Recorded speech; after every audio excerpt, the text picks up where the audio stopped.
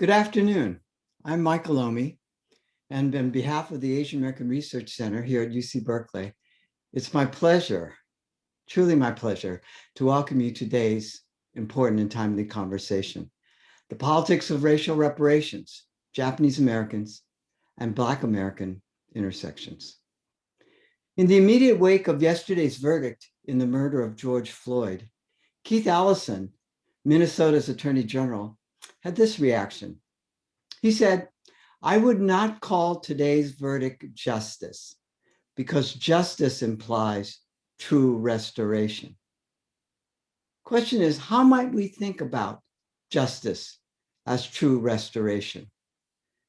In a political moment when historical and contemporary forms of structural racism are increasingly being acknowledged, renewed attention is given to both addressing and compensating for the harm and long-term damage caused by racist policies and practices. What might constitute an appropriate response and remedy to this damage? And what might be some effective political strategies to make substantive reparations truly a reality? Our guest speakers today, John Tateishi and Charles Henry, are going to reflect on both the Japanese American and Black American efforts to secure reparations, contextualize the politics behind such efforts, and consider what may be possible going forward. I'm thrilled, I'm really pleased to have two distinguished people, both of whom I've known and learned from for quite a long time, to share their thoughts and wisdoms about racial reparations with us today. Let me introduce them. Born in Los Angeles, John Tateishi was incarcerated as a child at Manzanar, one of America's World War II concentration camps. And he carried that memory with him when he launched the Japanese American Reparations campaign in 1978. He directed the public affairs and legislative strategies of the campaign until 1986, 2 years before the campaign ultimately culminated with the signing of the historic Civil Liberties Act. And 10 years later, he led the Japanese American Citizens League challenge against the Bush administration's policies that targeted Arab and Muslim communities and undermined the civil liberties of all Americans. He's the author of a very recent book entitled Redress, the inside story of the successful campaign for Japanese American reparations. Charles Henry, who's been a colleague here at Berkeley for many years, is a professor emeritus of African American Studies, and he holds a doctorate in political science from the University of Chicago. And prior to coming to Berkeley, taught at both Howard University and Denison University. Professor Henry is the past board chair of Amnesty International USA and the past president of the National Council for Black Studies. And on our campus, UC Berkeley, Charles was honored as a recipient of the Chancellor's Award for Advancing Institutional Excellence. He's the author or editor of over 9 books, including Long Overdue, The Politics of Racial Reparations, which was published in 2009. So here's the format. I've offered John and Charles 10 minutes to make some opening reflections on the issue of racial reparations. And following that, we'll have a conversation and hopefully pick up on a number of themes. And time permitting, we will also have them respond to audience questions and concerns. And you can submit them at any time through the Q&A button in Zoom. And with that, I'd like to introduce John Tateishi. Thank you, Michael. It's really an honor to be here. This is such a relevant and important subject that we're talking about.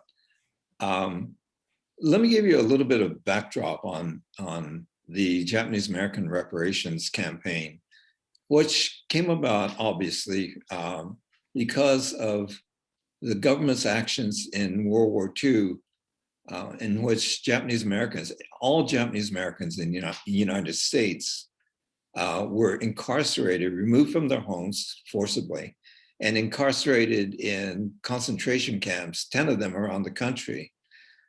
there were no trials, no hearings, and it was done on the basis of race alone, against the advice of the intelligence community of the United States, which had been keeping an eye on the Japanese population and judged that we were not a threat at all to the safety of the United States. So when the attack at Pearl Harbor took place, that advice was ignored, and we were placed into these essentially concentration camps, prisons. And at the end of the war, we were released and told to leave, go home, wherever home might be for us in the future.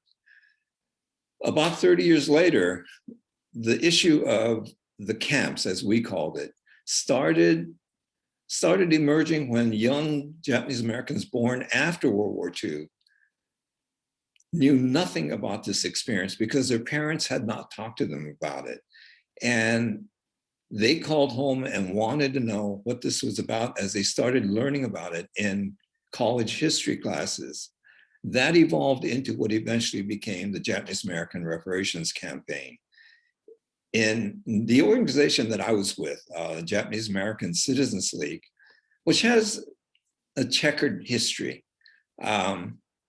in 1970 made reparations its priority issue.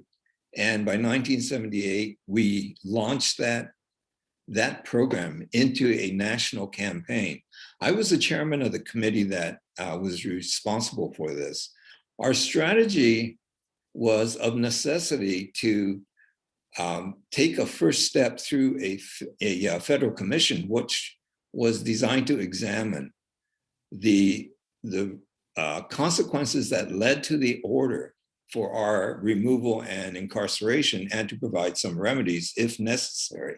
The reason we went that route is because nobody in this country understood or knew anything about what had happened to us. It was a way for us to educate the American public, as well as educate members of Congress. What was interesting for us as we started that campaign, as I went out to speak to the public, it was seen as a race issue. It was about our being Japanese and almost nothing else as far as the public was concerned. On the other side of that were Japanese American elders, those who were responsible for the community, who did not want to talk about this because it was a race issue, and were very reluctant to support the effort. And without the elder support, we could not have done this. That generation was called the Nisei, American-born Japanese Americans, who were adults at the time of the war. Many went off to fight for the United States in Europe and in Japan, but could not talk about this after the war ended.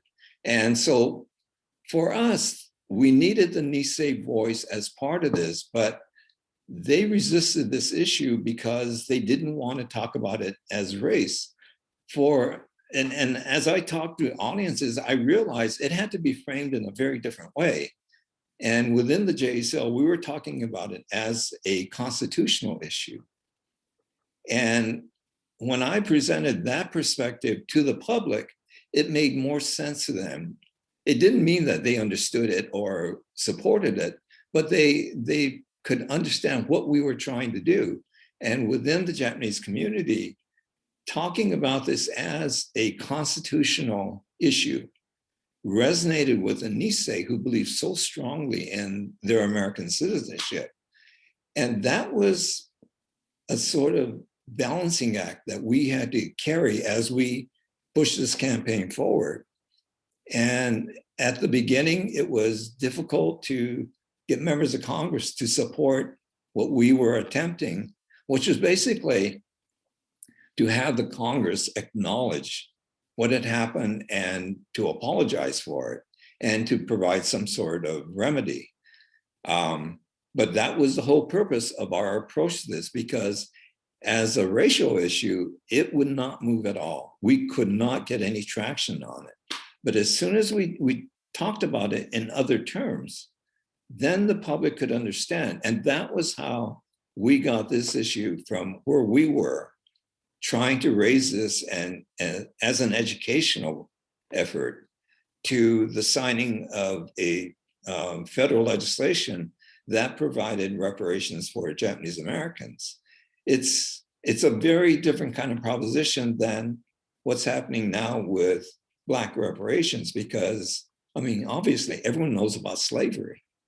In our case, nobody knew what it happened. I mean, people would say to me, "You're lying. There's no way we do this in this country. I mean, this is America after all." And in fact, this is America, and it happened. A lot of things happen. And so my lesson, what I learned as a result of that is, as you move issues forward, or you try to convince the public about the issue you're pushing, how you characterize it, how you frame it makes a huge difference.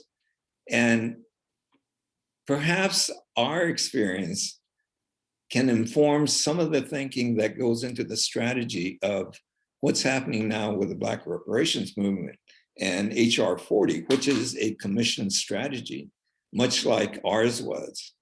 And our experience has a lot of relevance to the current effort. And so Japanese Americans understand that and support the effort. And for us, it has relevance in a lot of different ways with a lot of different layers. And for us, it was a complex issue, but we tried to really keep it focused on what the public understood. And as I look at the Black reparations movement, it's really interesting to me how a lot of this is now being sorted out as the conversation progresses from where it was, say, a year ago to where it is now. And that's my 10 minutes, Michael. Thank you, John. You even came under that. I'm impressed. If you're joining us late, the format is that I've offered each of the speakers about 10 minutes to talk on their general sort of reflections about racial reparations. And following this, we'll engage in a more pick up on some of those themes and engage in a conversation about them. But now it's my pleasure to introduce Professor Charles Henry. Charles. Thank you, Michael. And I assume that John has given his excess time to me. Obviously, I have. So thank you, John. There are so many things to compare and contrast with the Civil Liberties Act of 1988.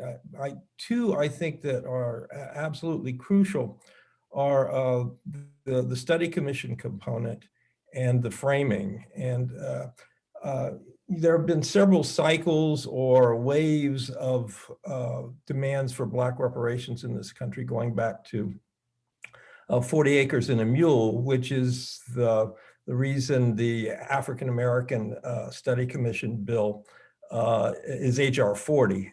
But the current, I would say the modern cycle of African American reparations can trace its beginnings to the Civil Liberties Act of 1988.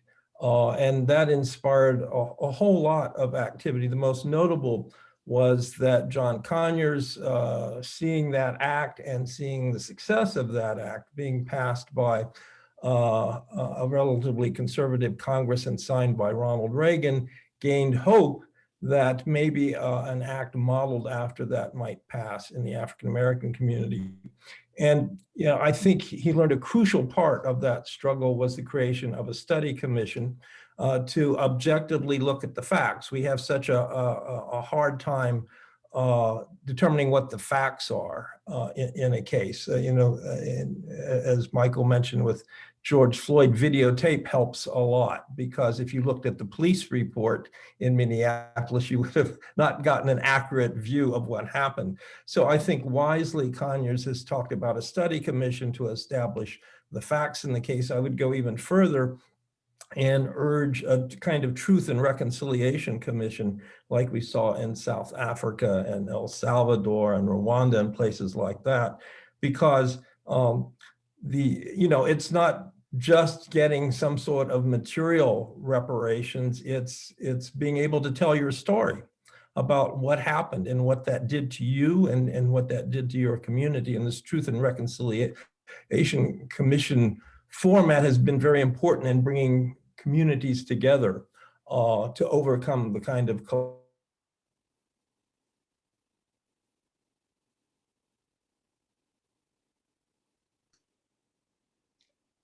We may have some problems here with Charles. Was having some earlier difficulties with respect to his internet connection.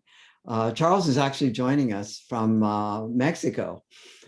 He splits his time between Mexico and Oakland, and hopefully he prepared us for this, and we may be able to join him shortly. But let me just pick up on something. John, you were talking about the commission strategy, which the Japanese American Citizens League pursued, and you were saying that you didn't, because everybody knows about the issues. In other words, slavery and its impact through the decades on the lives of Black Americans. You were saying that might not be the same kind of strategy that should be employed in this case? Well, no, I think it's a really interesting strategy they've modeled on, because when I first started lobbying the Congress to get the commission bill, the original bill that the JSL had sponsored, to get that passed, I wanted to take the easiest route possible because I was new in Washington. I'd never been in DC before. And before I had a meeting, I was part of a meeting where we created the strategy. But I went to see John Conyers because I knew he was friendly and I knew he supported it. I talked to him about it. He actually had a draft. This would have been in 1979. He had a draft of a bill that was basically a monetary compensation bill. And that sat on his desk for years. And it was after the Civil Liberties Act was signed that Conyers the following year introduced a revised HR 40, which was based on the model of a commission. And I know Charles was going to be talking about truth and reconciliation and the process. You know, for us, it was to educate the American public about what happened to us and convince the public that this had happened, because our talking about it seemed to have little credence with the public. And if they accepted that this happened, they would say, well, you deserved it. You guys are the ones who bombed Pearl Harbor, and you're the ones who are creating all the problems in the economy today. This was in the 70s. And so the idea of a federal commission to do an objective study and come to a conclusion of why our treatment was what it was really important. We needed the truth to be told. And, you know, so at the government level, it was important to have, in our case, the commission to verify what we had been saying all along. And I can say that the Japanese American community really objected and criticized that approach, that strategy, because it was going to take 2 years and people were dying and we needed to get this program going. And so what we saw in the opportunity of a commission was, on the one hand, the government would come to a conclusion, and we were confident, I was confident, it would be to say that the government's policies during World War II vis-a-vis Japanese Americans was wrong and unwarranted and should be remedied. But from our point of view, it was the opportunity to have the Nisei, that first American-born generation, the opportunity to talk about what happened to them. Because after the war ended and we returned to our homes, the Nisei could not talk about any of this. And they turned to silence and built a wall around themselves, to the point that they didn't talk to each other, didn't talk to husbands and wives, didn't talk to their kids. And so there was this experience of young Japanese Americans going off to college and finding out something about this. And usually it was sort of an offhanded comment at the end of the section on World War II, where a professor would say, and oh, by the way, Japanese Americans were put into these camps, relocation camps, for their own protection.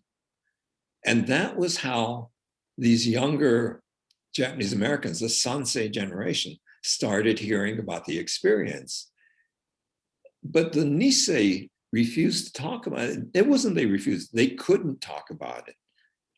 The trauma and the pain of it was so deep for them that they could not find a way to express what that was. And a lot of it is cultural, like, oh, Charles is back.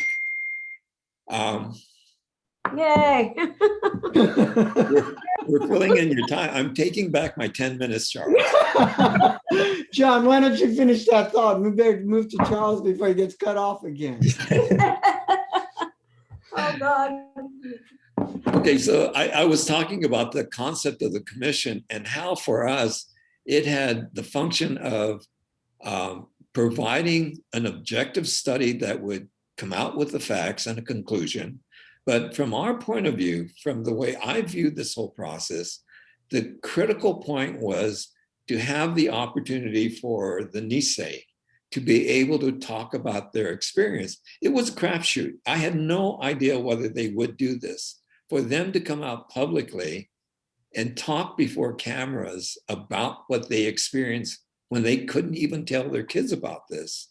So, it was a big gamble, but I felt this is really important. This would be the turning point of all of this. And so we held hearings, or the commission held hearings, in the major Japanese American population centers, Los Angeles, San Francisco, Seattle, and Chicago, 3-day hearings, and over 700 people testified. And this is part of what later would be thought of as truth-telling. This was the part that needed to be told. And this is where I think the idea of a commission for the HR 40 commission has a really important function.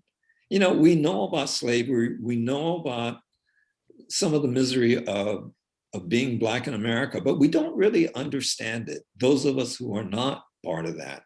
Yeah. And for me, I saw the transformation as the Nisei were talking, as they testified, and what it did to us as a community, and what it did for the country, because this was on the news every day of these hearings, and a lot of the network news opened up with these Nisei sitting there telling their stories, and it was painful, but they did it, and it transformed the community, and it changed everything for us.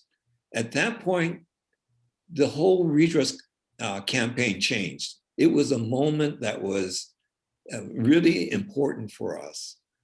And so I was talking about, you had mentioned truth and reconciliation. That was part of that truth telling. And I'll give you back the other 10 minutes. Thanks, Sean. And I don't mean to usurp what comments you want to make, Charles, but it is true that I guess it was 3 days ago that the U.S. House Judiciary Committee narrowly voted to advance the Black Reparations Bill, the HR 40. And there's a commission thing attached to that as well. Right? You're stealing my thunder, Michael. Oh, sorry, man. Go ahead.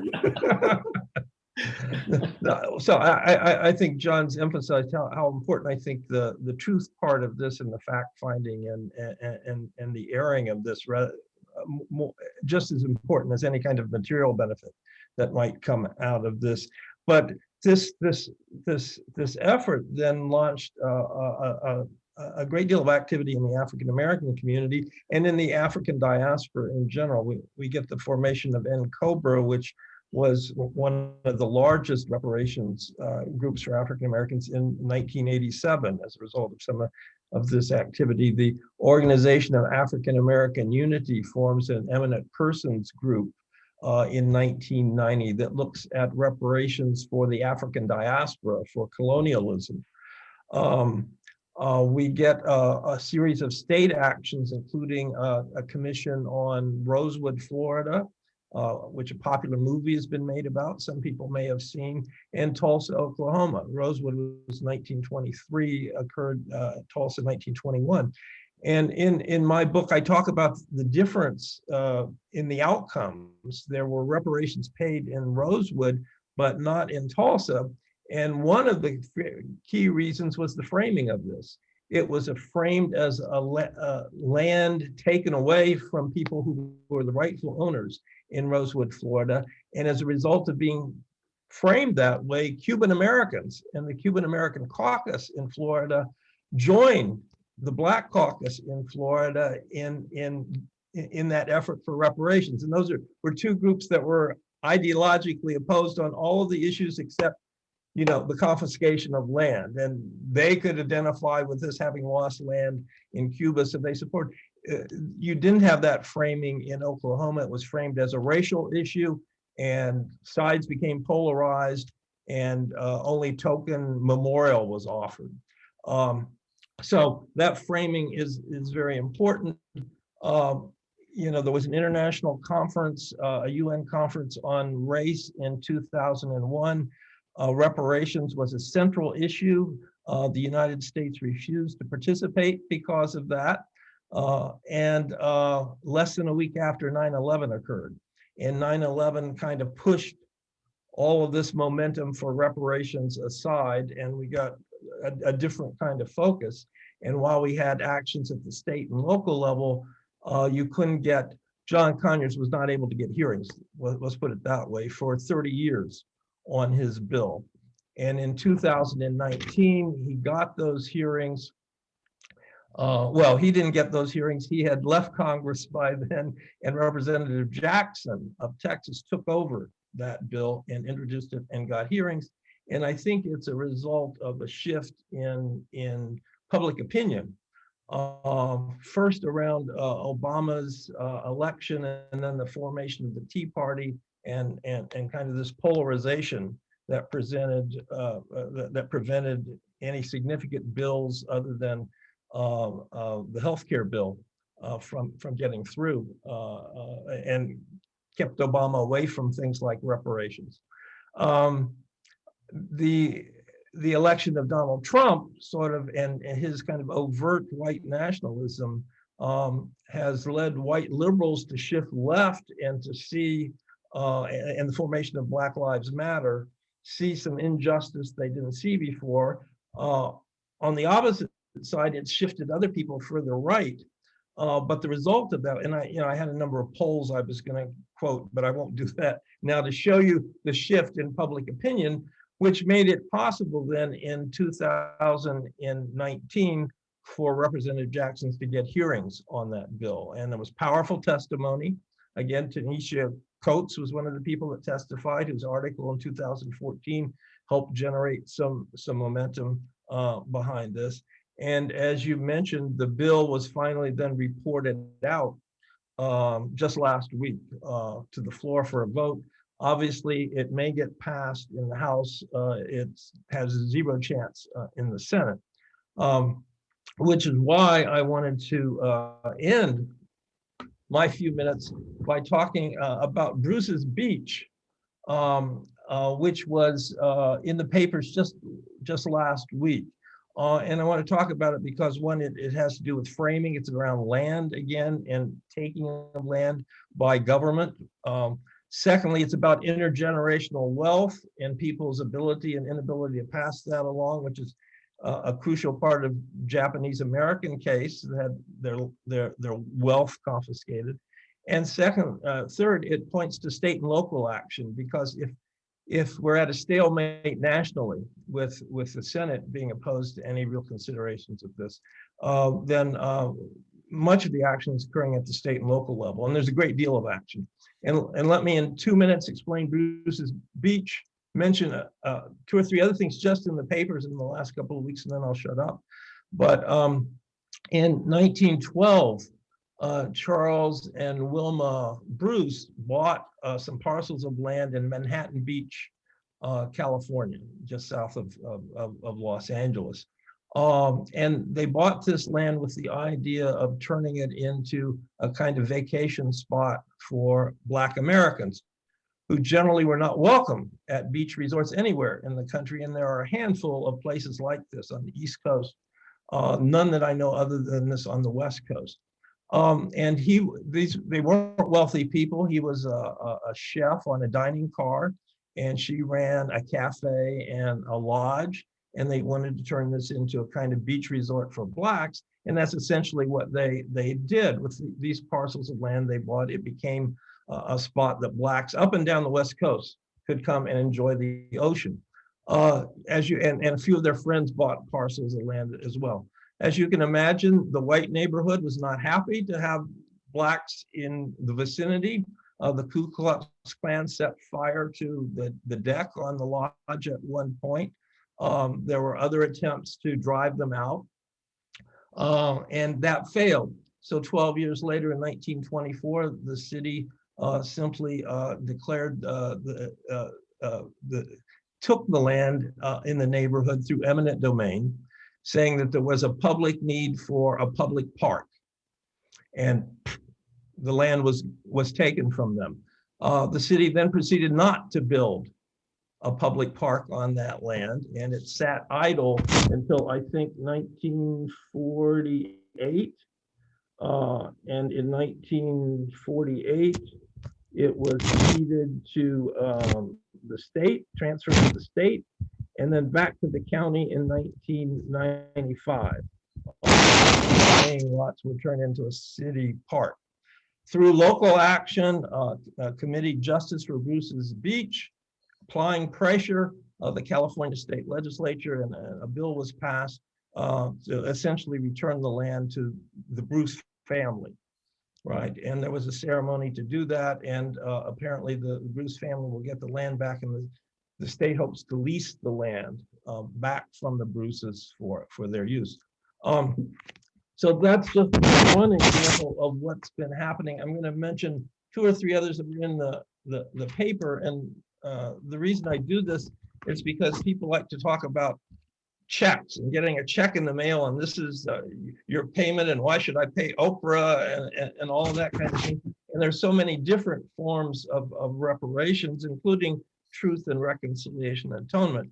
But we had the case of Chicago victims of police torture, and a major mobilization in Chicago being paid for the torture, the systematic torture in one precinct in Chicago in over the 1990s. We had reparations for victims of sterilization in North Carolina. This is forced sterilization of African Americans, 7,000. California was among 30 states that had forced sterilizations of the poor, indigent, and people of color. Oxford and Glasgow universities have paid universities in the Caribbean in the form of scholarships and research centers for their involvement in the slave trade. I mentioned UC Berkeley in passing and renaming some of its buildings for people who were supporting the Confederacy or slave trade. There's been Dutch and French reparation of stolen art, the creation of the National History and Culture Museum. And one final thing I'll mention, because I just saw it, well, in Evanston, Illinois, recently for housing discrimination. There are 3 other cities, Amherst, Asheville, and Iowa City, looking at similar things. And finally, something I just saw yesterday, the return of bones. The University of Pennsylvania has a collection, I think it's of 1,700 craniums, collected by a scientist who studied craniums in order to prove his racist theories of the inferiority of Blacks because their crania were different than whites. Also, Asian crania were different. I'll end with my favorite kind of example of this. There was a test to weigh the cranium of the 3 major races: Caucasoid, Mongoloid, and Negroid. They found Caucasoid brains weighed more on average. Now, they never told you where they got the craniums and how many and all of that, but they argued that the Caucasoid craniums weighed more than the Negroid craniums. They later on found out the Mongoloid craniums, as they called them, weighed more than the Caucasoid. Therefore, this was an invalid test and they threw it out. But nonetheless, the craniums are there, and there's a move to repatriate the bones of these enslaved people who had nothing to say about what their craniums, their ancestors' craniums were used for, to repatriate them. And finally, there are an estimated 500,000 Native American remains in museums and universities across the United States that need to be repatriated as well. That is also a form of reparation.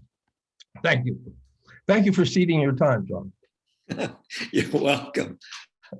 I have a question. Michael, can I ask a question here? This is the time to do that. Okay. Sure. You know, with all these state efforts, it seems to me, on the one hand, it's good for educating the public of those areas or those regions. But if you're talking about reparations, in my view, it's the United States government that has a responsibility to acknowledge and atone for its sin of allowing slavery. And that if there is going to be a true reparations effort, it needs to be through the Congress, through the federal government, with the Congress apologizing, and much like our bill, Congress apologizing and acknowledging, and the president apologizing, not just to Japanese Americans, but to the public, because this was a national scandal. And it seems to me that's where reparations ought to be. Not to discourage these other efforts, those are fine, but to me, the eye on the prize is the federal government.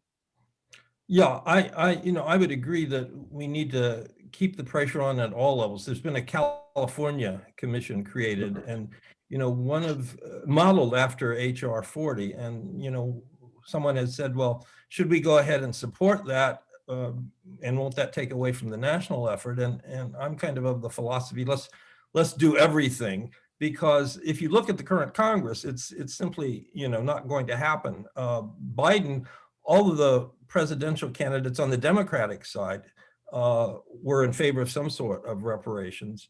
Biden was the least progressive on that, and I don't expect him to push it and jeopardize the rest of his agenda. I'm sure that would be the language used. As I recall, in the case of the Civil Liberties Act of 88, in 84, both the Republican presidential candidates and the Democratic presidential candidates supported reparations. So I think we should push, and I agree. And as you know, Darity and Mullen, in their more recent book on reparations, talk about the need for a payment for each individual who's a descendant of slaves. I simply think, let's not sit and wait as 30 years to get hearings for Conyers.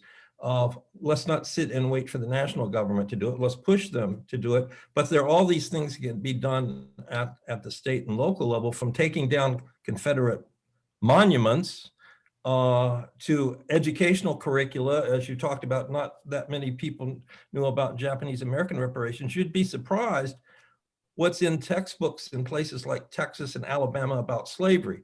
I think is it Texas that called them workers, involuntary workers or something? They refused to use the word slave. There's an educational campaign that needs to be built around that as well. So I think there are things we can do at the state and local level that will help make the national case if people get a true and accurate picture of slavery. And more importantly, because the most popular way of dismissing this is to say slavery is past, I didn't have anything to do with it, I didn't get to this country until 50 years ago, and the Civil Rights Bill had passed and all of that.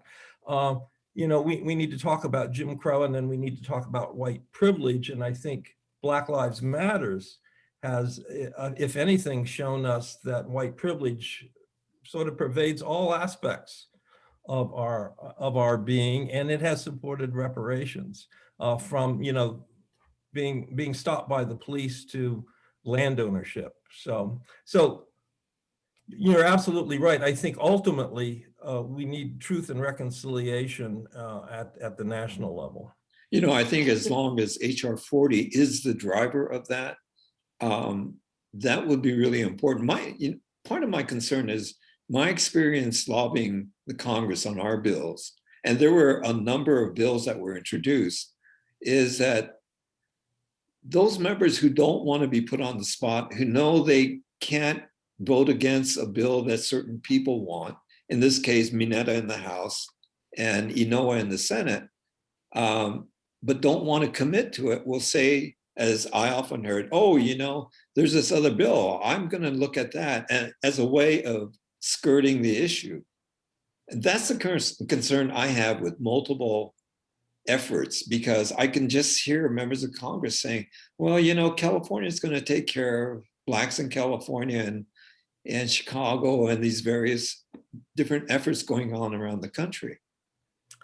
Yeah, if I thought there were a way forward at the national level, I would, you know, I might hesitate more at the state and local level, but you know, I just don't, I don't see right now. I think the ideological polarization of the Congress is greater than it's ever been. It's certainly greater than the 80s than it's ever been, and things that aren't remotely racial are seen in racial viewpoint. And you know, we have a whole cult of victimhood now on the right, that they're the victims. You know, they're the victims of a fraudulent election. They're the victims of the Russians taking advantage of us, of the Chinese taking advantage of us, of immigrants taking advantage of us. And so, you know, to say Blacks are the victims and deserve reparations just doesn't play with that part of the population. It's a much larger part of the population than I thought it was. I mean, it's come out and it's stayed there. You know, I mean, I've seen today's piece on the New York Times about Trump is still the kingmaker in the Republican Party, and he is a master of playing white victimhood. And I don't, you know, I see the opportunity to provide scholarships and things like that at a state and local level will help some. Listen, I'm sure both of you could talk a long while on this question I'm going to ask you about, but just getting your brief response to it would certainly be productive. It's the question of how do we calculate loss? And with that, how do we define who's eligible? Maybe start, the eligibility question is an interesting one, because I'm sure, as John can attest to, there were decisions made about who would be included and excluded in the reparations. For example, there was at one point in time, right, the Japanese American draft resistors, you know, people were saying, oh, they shouldn't get it. Or much more significant, of course, the Latin American Japanese, particularly the Japanese Peruvians who were brought here and incarcerated. So the question about what is at stake in determining who's eligible? Oh, if I may, I think everything's at stake in that eligibility question. For us, we had very strong emotional reactions of certain groups against other groups. Those who were veterans really despised those who resisted the draft, and those who renounced their citizenship thought they got screwed in a very special way. And so there were all these different groups coming to me saying, you cannot allow that group to be part of reparations. There's a Japanese word, chanto, which means basically things in their place, and being straightforward and cutting away with all the crap.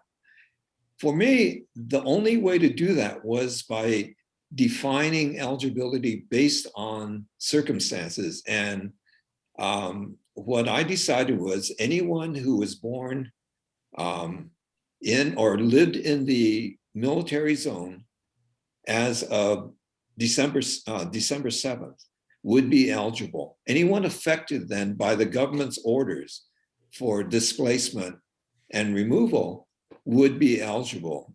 Where we ran into a problem were this one group that was being held in Texas called Japanese Latin Americans, who were basically kidnapped out of South America, brought to the United States as trade for American POWs.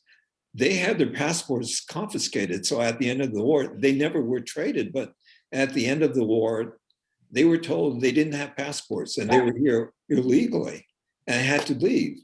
Well, most of them came to California and, so emerged with the Japanese population here. They should have been eligible, but they became a problem in the definition of eligibility because they were not American citizens. And so there were mainly Republicans, but also blue dog Democrats who would say, well, I can't vote for a bill. You're saying it's a constitutional issue, but here were these foreigners, these aliens.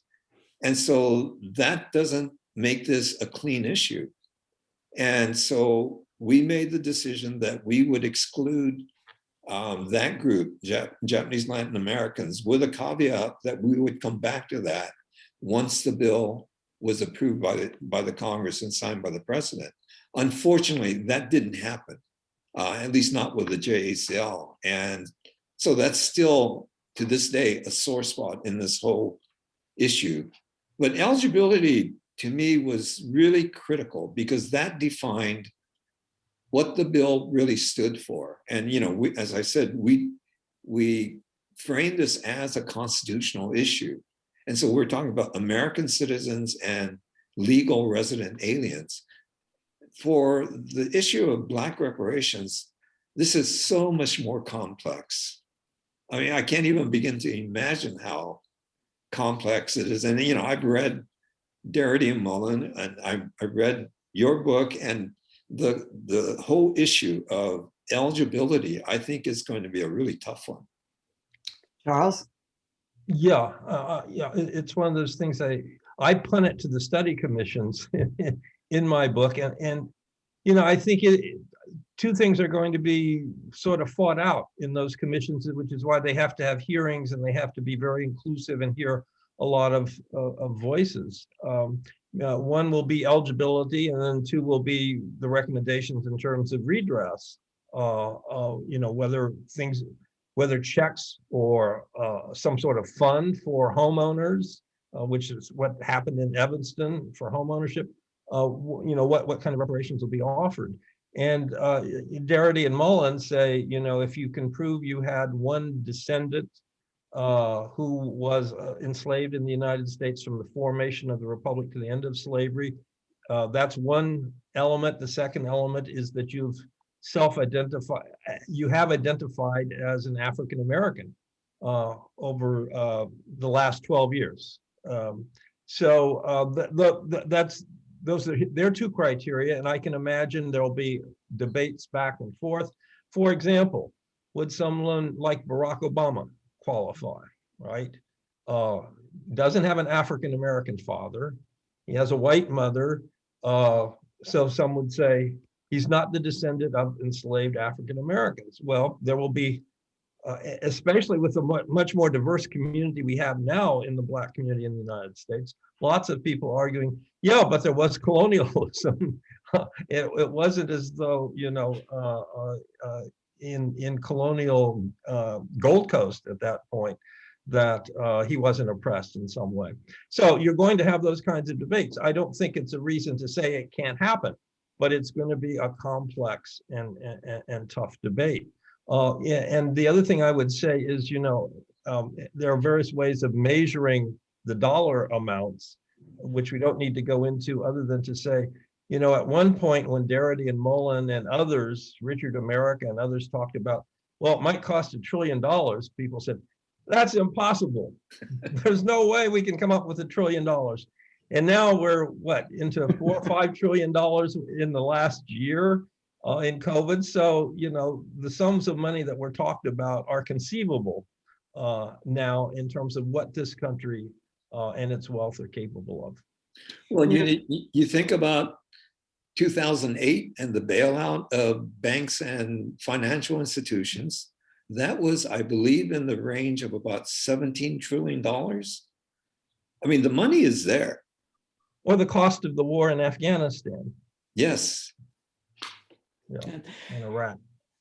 So let me ask you this. I'm going to go to some of the questions here. And one is, as John knows this, there were a lot of differences within the Japanese American community, particularly towards the JCL, divergent opinions about how the reparations should be thought about, dispensed or whatever.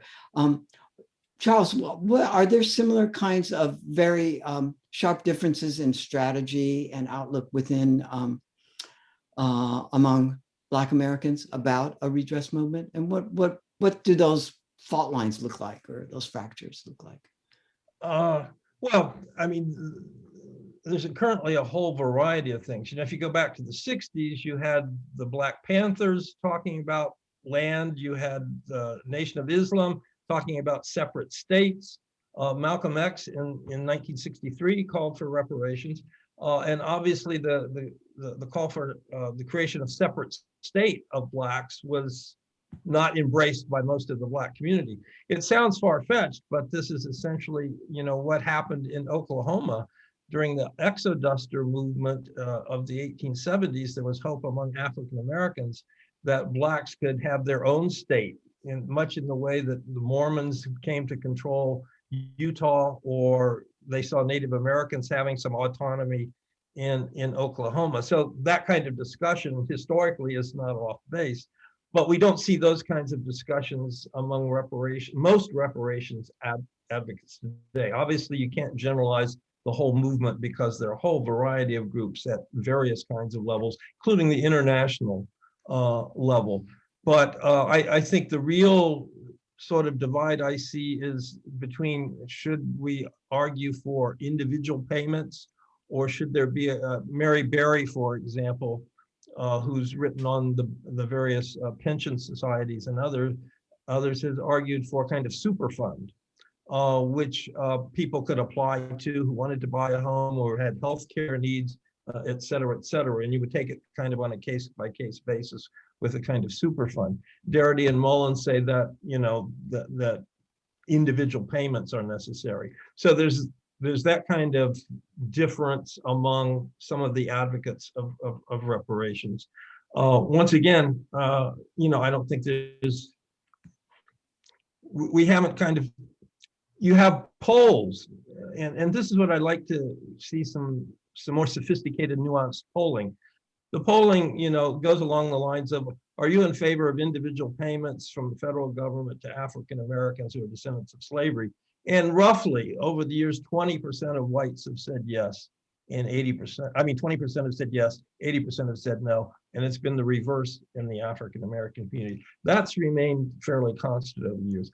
I haven't seen polls broken down on, for example, super funds or healthcare or educational scholarships or museums or some of the other kinds of reparations I talked about. It would be interesting to see whether there's variety in the white community over different kinds of reparations, rather than just hitting them with this question, are you in favor of these payments? You know, because immediately they say how much and who's it going to go to?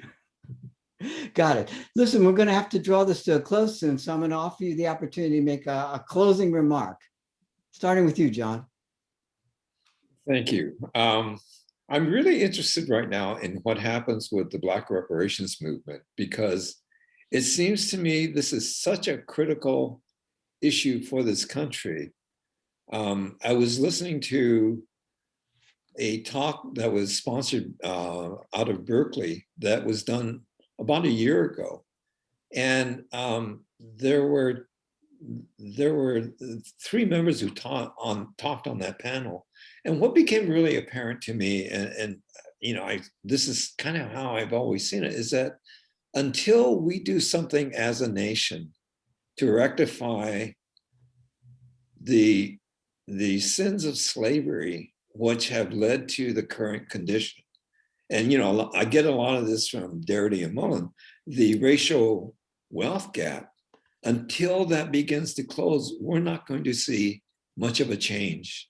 It's my hope is that we're able to make some movement towards that direction, however it's done. I think it's really important for the good of the nation, both blacks and whites and everyone. Thanks, John. We're at time, but Charles, get the last word. Yeah. Well, you open with George Floyd, and the people responding to the verdict the other day were talking about, well, this is just the beginning. And I think we need to say it's not just the beginning of police reform or rethinking policing, but it's the beginning of a whole look at truth and reconciliation around not just sort of policing in the Black community, but the Black community itself. I think as one person had said, if we had equality of wealth in this country, a lot of the policing problems would solve themselves. We don't have these policing issues in Beverly Hills. We don't have these policing issues in Woodside, in the Bay Area. We don't have these policing issues in communities that have wealth, right? And so we need to talk about not just police reform, but this larger issue of the wealth gap, and talk about truth and reconciliation in the same way that we saw in the Civil Liberties Act. Thank you, John Tateishi, Charles Henry. Thank you for Deborah Lustig of the Institute for the Study of Societal Issues for helping us out, and for Lisa Hirai Tsuchitani, who's been indispensable for her work with the Asian American Research Center. And also probably thanking Charles' wife too, helping with the technical expertise to rejoin us after that outage. And our thanks to you as well for joining us for this conversation. I didn't even need to be here. You guys could have just talked for the whole hour and taken up all the time. So thank you very much to you both. And thank you. Thank you.